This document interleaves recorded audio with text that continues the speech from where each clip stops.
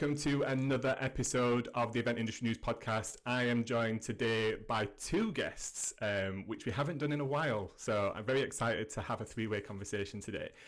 First of all, I'm joined by Ratnesh Singh, who is Head of Business and Event Technology at Buzznation.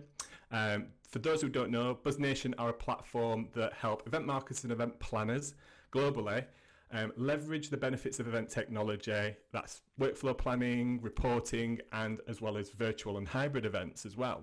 I'm also joined by Bernard Marr, who is an international best-selling author, keynote speaker, futurist, and strategic business technology advisor with a huge audience of engagement on LinkedIn as well, as I've just found out prior to this podcast.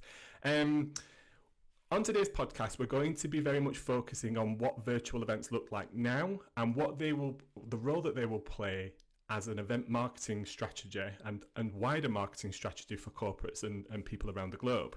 We're going to be talking to Bernard about what that looks like from his own experience and possibly what the future holds for this. And with Ness, we're going to be very much talking about how technology plays a role right now and how the technology is actually supporting an industry that can't meet at the moment, which is very important. Ness, just to fill our listeners in, could you give us a little bit more of a background on yourself and how you got into the events industry? Yeah, sure. Adam, first of all, thank you so much for having me on the call, and I really appreciate this opportunity. And it's great to be on Event Industry News. It's a great platform. I'm like on your website for the last 3 years, a lot of great content. So thank you for that. My name is Ness, and I kind of manage global business for Buzznation. We are a company actually inspired by Adam's event, the event industry show. Every year I attended that in 2017, and this idea about having a company completely focused on events technology services. We started and we got lucky with several events. At the moment, in 2 years, we have kind of done more than 120 event tech implementation globally. Our clients are themselves technology companies, so most of them are 5 billion plus technology companies. Yeah. It's quite challenging to meet their requirements. The good thing is we have repeat business from most of our clients. They are supporting us through this COVID, and they are the ones who are kind of also aligning us in their virtual events journey. So Buzznation continues to kind of forge ahead on that parameter, and we are adding more clients and opportunities to our business. And happy to be here, Adam, and share my inputs on your questions. That's brilliant, Nesh. Thank you very much for that overview. Bernard, yourself, international best known author, speaker, futurist, huge amounts of experience. Tell us a little bit more about how you got to that point, I guess. Okay, I finished my degree at Cambridge. I was lucky that the university offered me a job to join the business school there. So I became an academic for some time, but I've always seen myself as very much as a practitioner. I then moved from Cambridge to another business school, Cranfield School of Management, where I worked for 10 years, especially working with businesses and companies, developing industry networks, helping them to put research into practice, which then developed a consulting career for me. Then over 10 years ago, I left the university setting and started working for myself. I now do three things. So I write still. I started writing obviously when I was working in academia, because this is what people do. I never thought I would write books. If you'd asked me 20 years ago, now I've written 17. Wow. And my most recent one is called Tech Trends and Practice, which looks at the 25 biggest technology trends that are impacting the next 10 years. And I also write for Forbes. I have a regular column in there.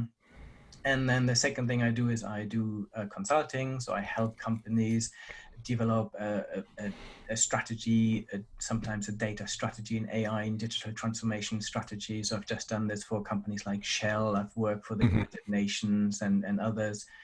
So for governments and companies.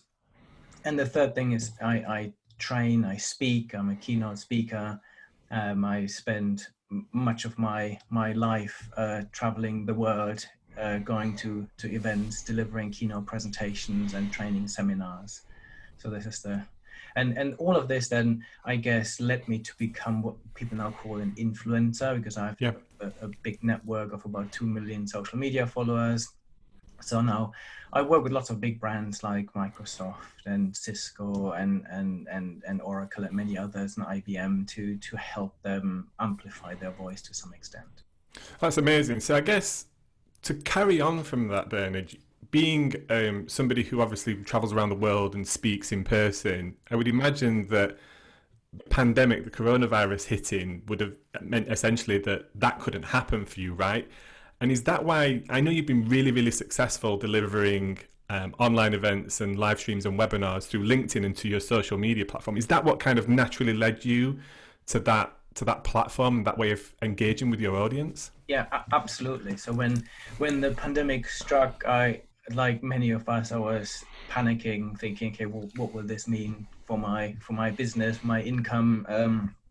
And from one day to the next, all my speaking engagements got cancelled, and I delivered a few of them virtually, but it was quite a scary time. And what as an influencer on LinkedIn, I've had this ability to go and live stream to an audience for some time, and I've never felt the need to do this. And like with so many things, suddenly there was a need, and I thought, okay, what do I do? How do I reach my audience?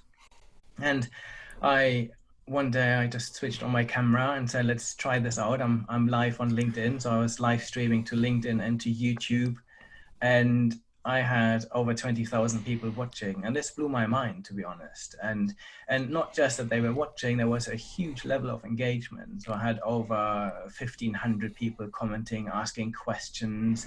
So this then opened a door that I thought was never there, that suddenly, once I was doing this, companies like Cisco and IBM and Microsoft and Oracle and many others came and said, actually, you've got an amazing platform. At the moment, we can't host our events in person.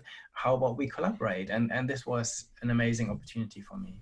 That's amazing. It's great to see you being able to engage with your audience so quickly in that way and having the confidence. I know you're a speaker, so most speakers have lots of outwardly appearing confidence in the most, but switching on a camera and sometimes speaking to no audience is actually more daunting than having an audience in front of you, right?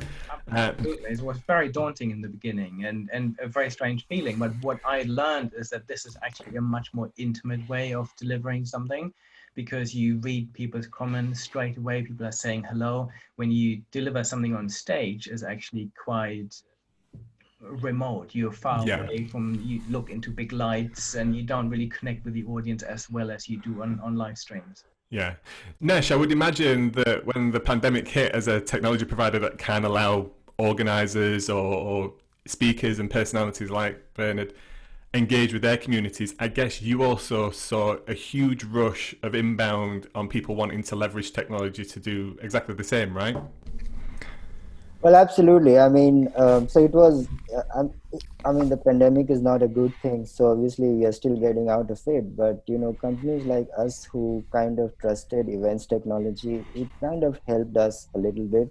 You know, we talk about the window of opportunity, right? So we earlier thought the window of opportunity to go virtual is probably 3 months, 6 months. Now it's 9 months. Now it's almost enforced. Right. So we are now seeing that most of our clients obviously came back to us immediately for a solution. Thankfully, we had that mindset and the people to kind of, you know, work with them on these requirements. And we have seen obviously a lot of rush and similar companies. In fact, not so much us, but there are companies out there who are probably not even able to manage the incoming inquiries, right? And they are ramping up pretty fast. So we have seen a lot of incoming requirements, and we are in fact now turning them around. We ourselves are working on more than 24 virtual events at the moment. Yeah. And it's growing, right? So it's growing because it's been 3 months. People have done all their education. Now they are asking more technical questions because they are actually now going to do it in the next 3 months. And you know, if you look at Bernard, he himself said that he probably did not even know that going live will be helpful, right? He just tried it. So, I mean, if you look at the client ecosystem now, they are not afraid to try because they are okay to fail and they have the management consensus on that. So it's a great thing for them as well.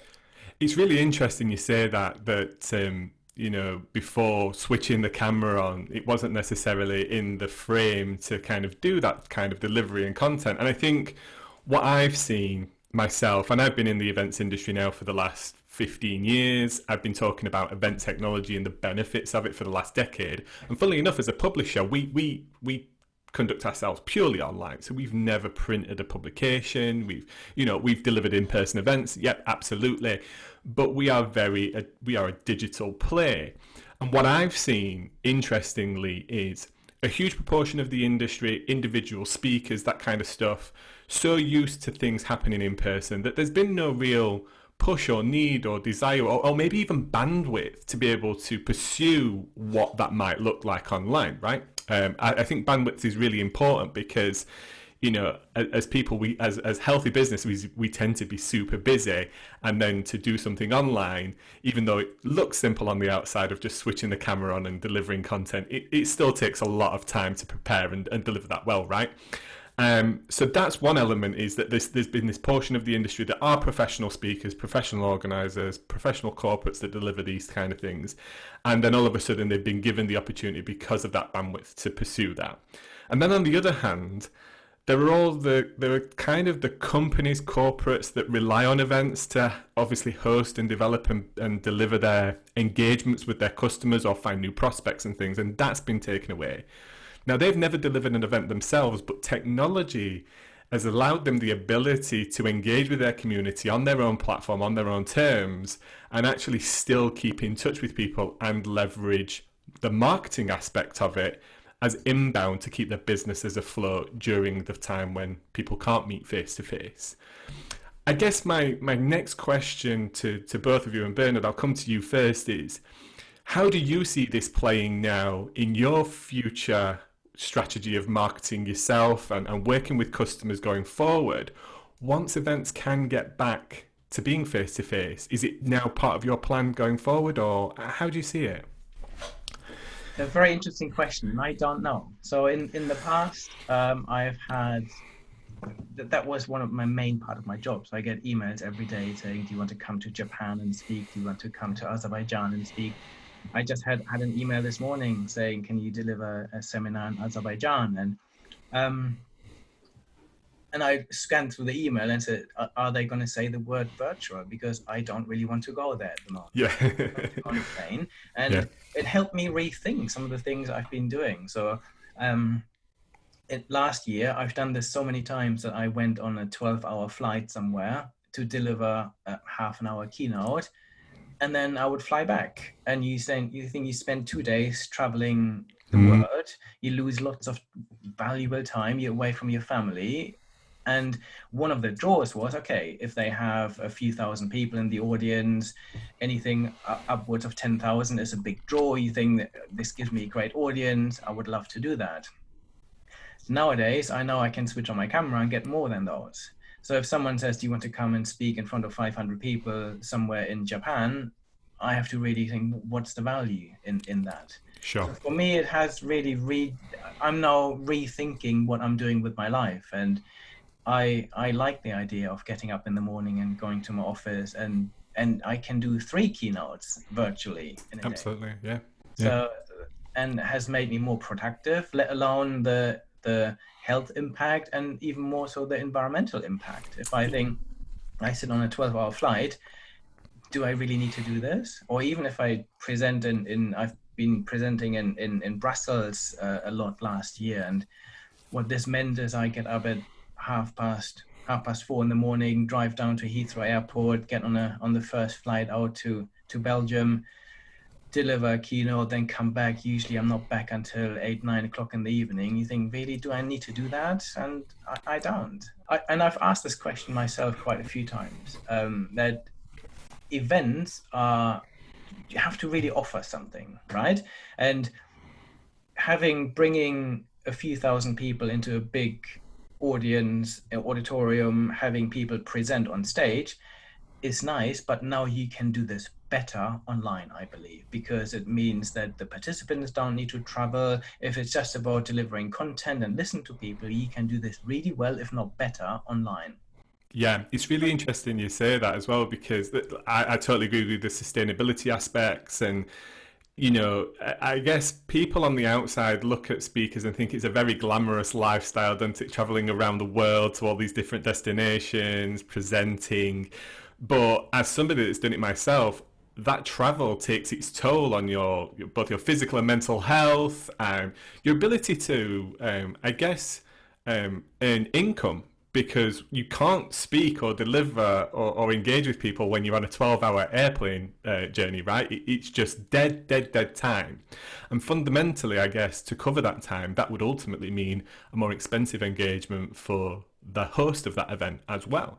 So in terms of, I'm thinking long term in terms of marketing and speaker budgets, in terms of that strategy play, what might be a budget for one individual when you take into account accommodation, flights and costs could actually stretch to maybe 2 or 3 keynote speakers, giving more people work, creating more engaging content, and actually providing you, Bernard, as a speaker, a much more efficient kind of strategy to engage with your audience, but also support events by being a paid for speaker. Would you agree with that? Yeah, no, 100%. And because I traveled so much, I then made it a condition to travel at least in a way that I can lay down and sleep on a plane, which then suddenly costs a lot of money. So there's many times that actually the travel budget was almost as high as the speaking fee.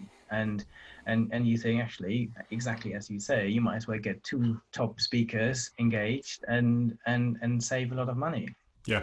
For me, there is something about physical events, though. I think there's something making a real connection with a person, going out for a drink somewhere, having dinner together, and having, I guess, in this virtual world, we are often longing for a real physical, a tangible experience of some sort. And I think this is what events need to really think about, how they can combine this, how can they sometimes provide a real tangible experience where humans can really connect with each other. And I don't think virtually you can connect as well as you would if you actually meet in person. And I've seen this in events where recently I was asked to be involved in a virtual event, and this is an event where lots of business leaders and politicians come together and make deals, and they would be very nervous to do this over any virtual medium because of confidentiality and security and lots of other issues. Yeah, absolutely. So that there's a role to get together physically, but I think it is much more reduced. And what I see in the future is much more hybrid events where. And the other thing that I've seen is I've been involved in events at the House of Lords here in the UK. And what usually happens is they do a briefing to influencers and the media. So I was always going along, and they have a discussion about AI, but those rooms have a certain capacity. So once you get to 100 people, you can't have any more. And when they moved theirs online and did a virtual event, suddenly they had 500 people dialing in from all over the world. So you reach a much wider audience as well. So the potential for virtual events is huge. So I see a hybrid model where I think the majority will somehow be delivered virtually, but there's a room for a physical get-together, but this has to be defined, I think. Yeah, Ness, do you feel the same? Are your customers also in agreement with Bernard that there will be this hybrid future of online reach and marketing through those channels and technology, but also still a physical play, but really narrowing down what that physical play actually looks like and means and what the value is to those participants? Is that what's your customers are saying to you as well? Absolutely, I completely agree with what Bernard had shared, and I think if you look at it, most of the corporate, at least our clients, are taking a cue from what he was sharing. Really, in terms of it's not virtual versus physical; it's virtual and physical, and the way they see this is they now want to have virtual as a part of their long-term marketing strategy.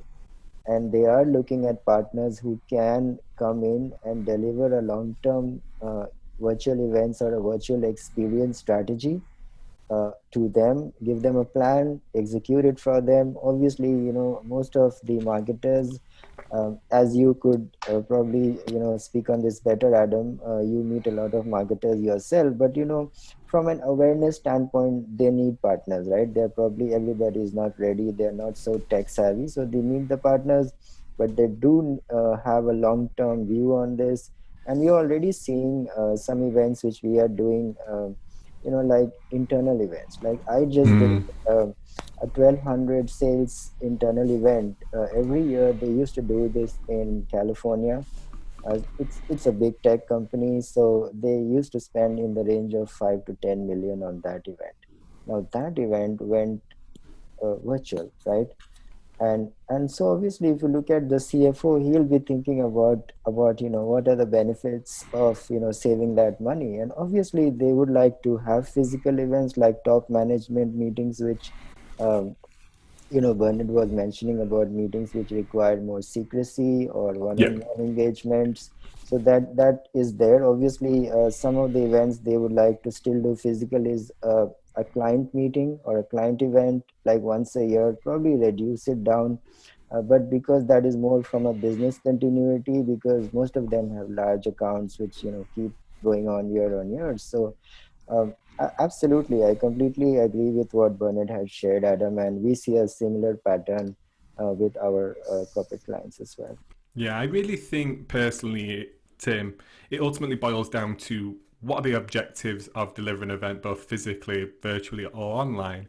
I think luckily we are now culturally very much more understanding and willing to explore the ability of marketing our businesses online. We've seen the success of social media platforms and platforms like Google, etc., really giving us extremely cost-effective ways to market business online.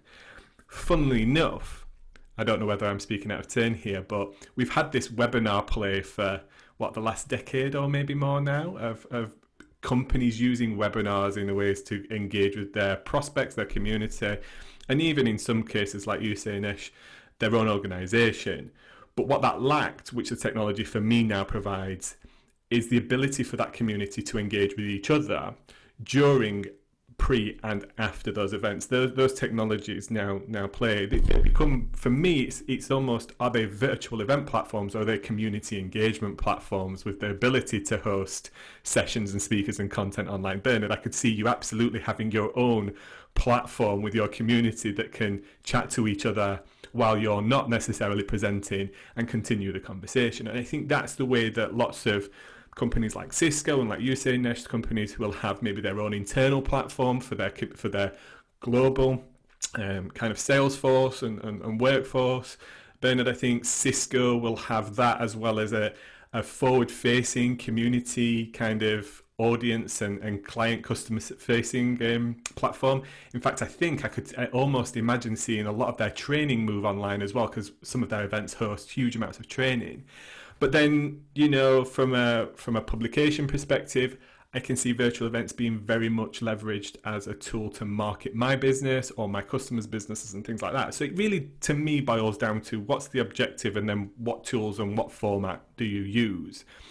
I guess one question that I would really like to ask both of you, because you're coming at it from different angles, are what are the challenges to delivering these type of plays online? Is it a technology challenge? Is it an adoption challenge? Is it audience understanding?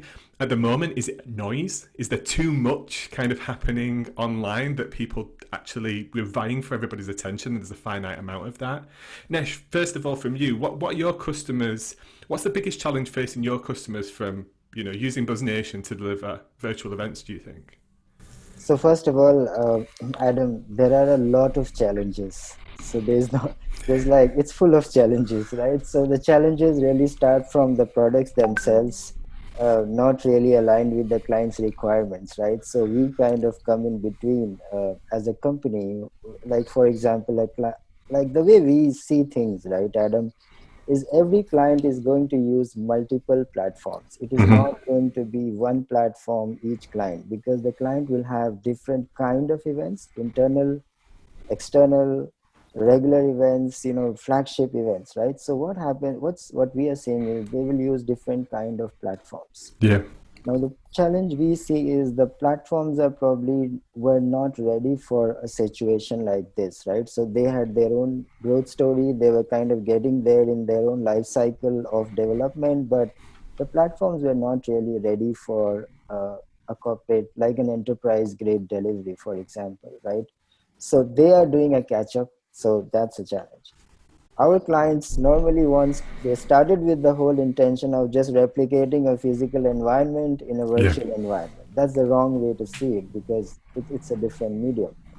So we have another challenge from there. And the third challenge is, now clients want to have custom technology, right? For example, they want to use existing registration systems, even if they are using 5 different platforms, right? So there's the integration which needs.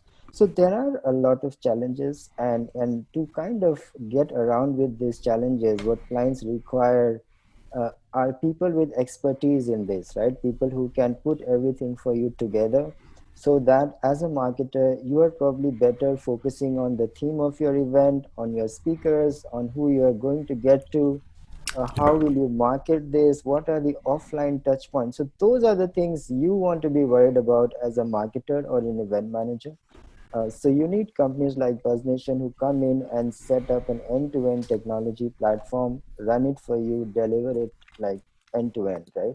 And also consulting. So like 4 or 5 of our clients, we are on an annual retainer with them. So for any kind of event technology requirements, they just call us, right?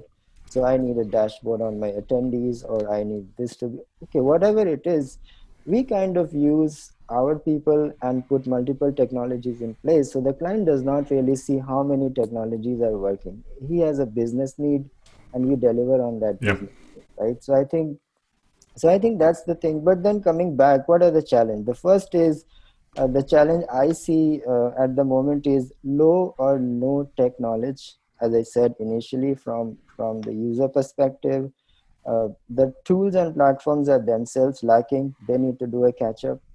And three is, people are still not creative, like you mentioned about the webinar, right? Which has been around for 10 years, but people still want to use it the way they were using it. But I'm seeing some change. Like, for example, I have seen 2 3 events recently, by my team, where basically they got, like in India, for example, cricket is very big, right? So they were having webinars by bringing 2 of the national cricketers on a 20 people webinar. Right now, that is extremely intimate.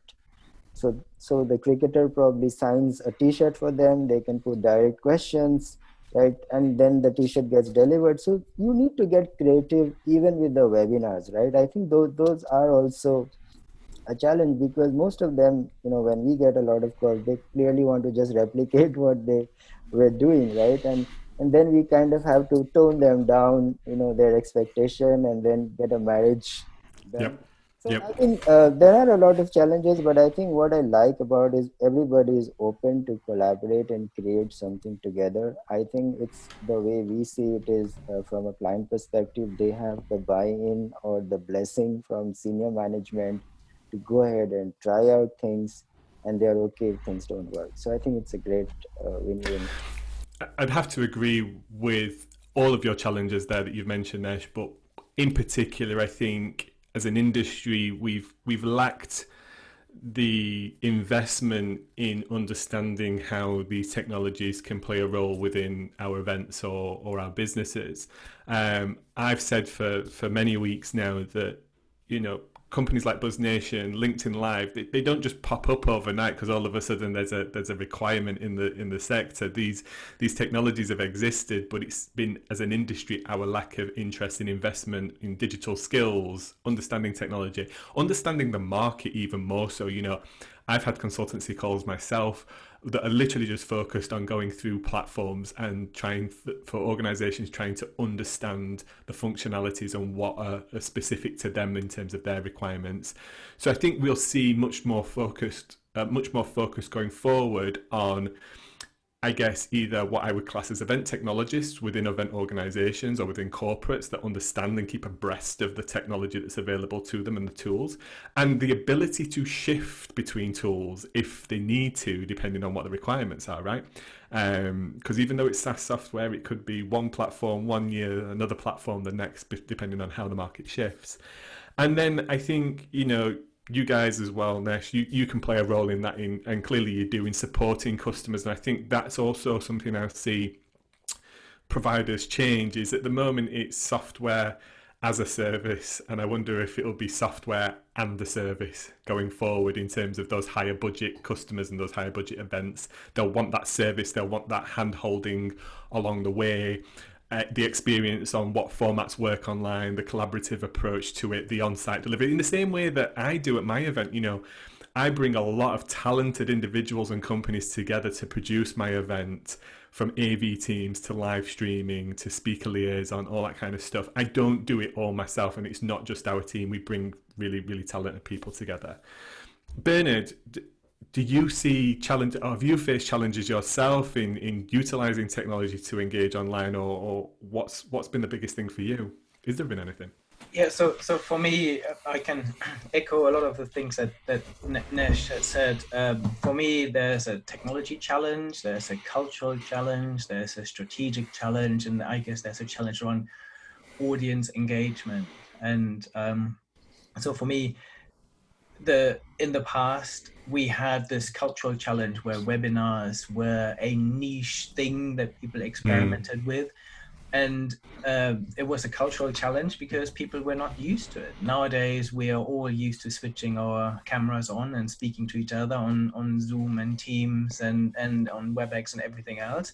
So we're used to this technology. So that was a need, and this cultural barrier has been broken. CEOs are happy to speak to their employees and customers from their bedrooms and from their living rooms. So this has been a big step forward, I think. And then in terms of technology, I think even a year back, the technology was very basic. And I think with all of these crisis points that we experience as a world, there is very fast innovation. So if I see how platforms like Zoom and Teams and others have evolved to give us this ability to really deliver courses. I teach for a number of business schools, for example, and the way I would normally do this, I would deliver a bit of content, then they would break up into breakout sessions, discuss it. I would then work around the different rooms to talk to them individually, and then we come back together, we have a little discussion, and deliver some more content. Those platforms didn't really exist as well even 6 to 12 months ago. Mm-hmm. Nowadays, we can do this really well on platforms. I've just last week, I delivered a class to MBA students, and that was really cool because we could break up into breakout sessions.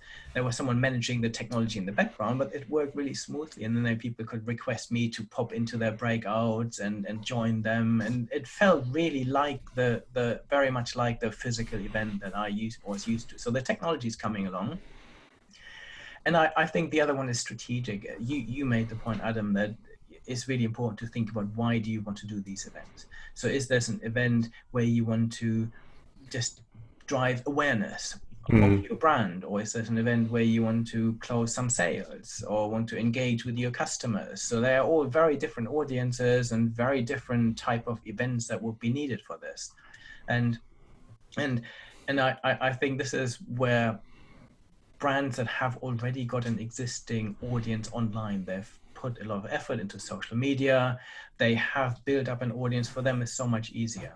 Because nowadays, again, as you said, there's every business is now doing webinars and live streaming and everything else in between.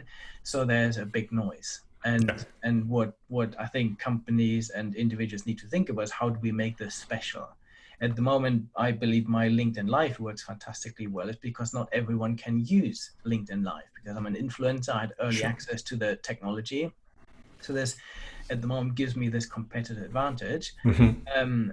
But I also have an existing audience that I've engaged with. I have a newsletter that goes out to them every week. They have communicated with me. We talk on Twitter and Instagram every day, and I think cultivating your own audience is really important, and then leveraging someone else's audience. So if you are Microsoft and you say, we want to showcase some of the things that our customers are doing. Last week, I was doing a live stream with the corporate vice president of AI from Microsoft, and what Microsoft wanted to do is to showcase what they're doing and how they're using AI and how their customers are using it. That's a great way to engage my audience.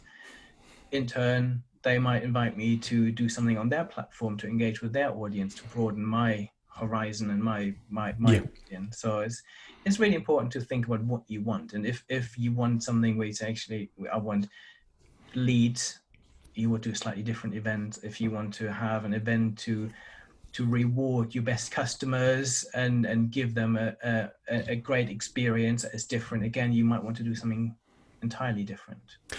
It's really interesting. I guess that brings me on to one of the final points, and Bernard, it's predominantly for you, I must admit.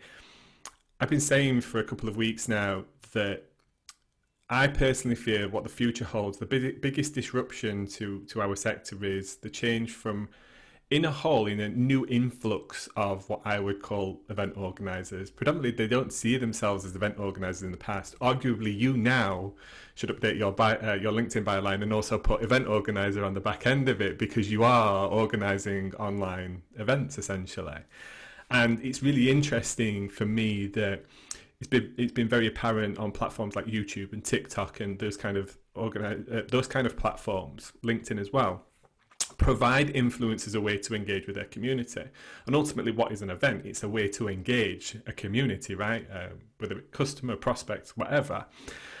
So for me, looking at the influencer and the content creator player, I see all of these guys and girls becoming event organizers, maybe virtually and digitally first, because that's the environment they're comfortable with, right? It's funny that you talk about engagement online, because a lot of the challenges I've heard at the moment is providing content that's engaging online. And then yesterday, somebody produced an hour-long movie about the new Sony AS70 that's just been released, and it's got 40,000 views. I mean, that's engagement from basically a long YouTube video about a camera, right? Really well produced, really high produced.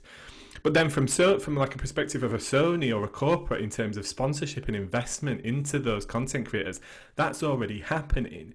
And now the barrier is low to online events, right? Anybody could pay Buzznation for their platform, or maybe apply at some point in the future when it's back open to be a LinkedIn Live influencer. And all of a sudden, I see this world where there are all these new event organizers that ultimately might bring people together physically as well, because there is so much value in physical connection, as you pointed out earlier, Bernard. That's the icing on the cake for me. The physical connection is where you really get to know people. Friendships are formed. There's an emotion. There's an electricity about it when you walk into a room with other people in your niche or your sphere or whatever. So, what do you think the future holds, Bernard? Do you see something similar from a futurist perspective? What does it look like to you with virtual and online events? Yeah, I think you've outlined it quite well. I see a world where, and this is something that has been playing on my mind for some time now. So I've been invited to do events, and sometimes when there are local events, like in London or somewhere in Europe, I do smaller scale events. I'm happy to go to them.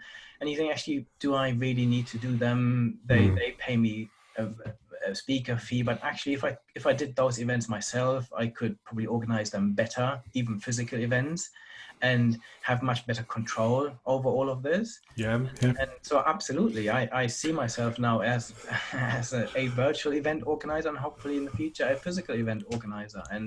And what I found this interesting, that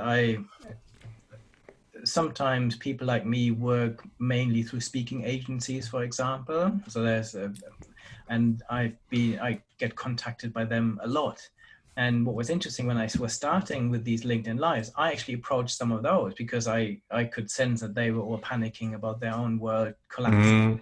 And I said, actually, how about we collaborate here? because I have a really big audience, you have clients that want events, how do we partner on this? And actually none of them have picked this up, which I found really interesting. And so I don't need them, but I thought it would be useful. It would be a win-win relationship. The other thing is my brother-in-law is in events, so he organizes physical events, does all the staging, plans it all strategically. And again, for a business like them, this has been a huge disruption and very scary. And so again, what we need to see is that some of these real life events will come back, but in a completely different form, I think, and that they are actually developing, exactly as you say, those technical skills. So I very much see it like you, that we will have a world where we have software as a service providers providing platforms, and you then have service providers like the physical event organizers in the past that then deliver a service around it that help to develop a strategy.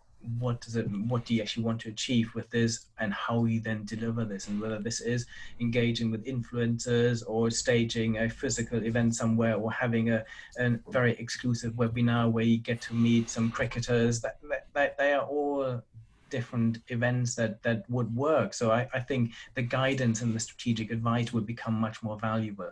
Yeah. But instead of saying this is how we shape the room, this is the stage we're building, and so on, is much more about who we engage with and what we deliver and how. Yeah, Nesh, I think, framed it really, really well earlier, in the point that what necessarily happens physically does not automatically translate online, and a difference in thinking and approach needs to happen in order to make online as valuable, if not in some ways more valuable, than what can play physically. And I'm starting to see it lots already, like the bit that sits in between what Buzznation do and the bit that you do, Bernard, which is these, all of a sudden, these physical virtual stages that are popping up to allow you as a speaker to present extremely professionally, as you would expect on the main stage at an event. With light and sound, and everything's a controlled environment, and it looks really top quality through a platform like BuzzFeed, to give the audience that level of quality that they're expecting, especially if they're paying to attend online as well. In addition, the production level of what online events I'm seeing rapidly grow as well. Nesh, to finish off from a technology aspect, what does the tech side of things look like in the future? What are you most looking forward to from a software perspective? Sure, Adam, and I'll be as candid as I can, right? So, I mean, so basically, if you look at it, as you put it, when we started in Feb, when we were talking to clients, really, the best way to explain to them who we are, right, was to tell them that we are now your online events manager. So we improved that, and later we said we are your online events technology manager. We improved that a little bit, and trust me, that kind of helped us position ourselves in the eyes of our clients, because they did not know who we are, because we did not own a platform, but we were selling them a service. So just to position ourselves better, we kind of came up with this whole thing that, let's make it simple. We are your online events technology manager. Now, as you guys rightly said, and then, we had, and sometimes we gave this example to clients, right? That look at your banking app, right? It's on your phone. Does the bank try to create the bank on your phone? No, right? It's an app. It still does everything you would do in a bank, but it's not trying to recreate a 3D model of the branch, right? It's just reimagining the way you engage with this new audience. Yeah. So I think that helped us also kind of convince them to scale down their expectation of turning a physical to a virtual. So I think, yes, we do see a lot of reimagination of things going on. We are kind of reimagining ourselves. That's really good. Yeah. Kind of also support people. And as Bernard says, it's going to be a completely different approach, and the way live is going to come back in a different way, where it is going to be live plus physical, not versus physical. And Buzz Nation kind of company will play a role in hand holding our customers to the virtual journey, really. That's amazing. Guys, I can't thank you enough for today. I know you're both extremely busy today. This could be one of those Joe Rogan-esque podcasts where we go on for hours, I'm sure. I'd love to get you back on both at some point. Bernard, when you've got a bit more experience and another 6-12 months down the line, I'm sure that 20,000 people tuning in on LinkedIn will be 40, 50, 60,000, even more. Ness, thank you very much for giving us a perspective from your, like you say, the virtual event technology partner and manager. I think that's a really good way of describing what you guys do. Everyone, if you'd like today's podcast and you've loved what you've heard, please connect up with Ness and Bernard. Give this podcast a like and a share so your connections and your network can also benefit from today's content. I'll see you in the next one.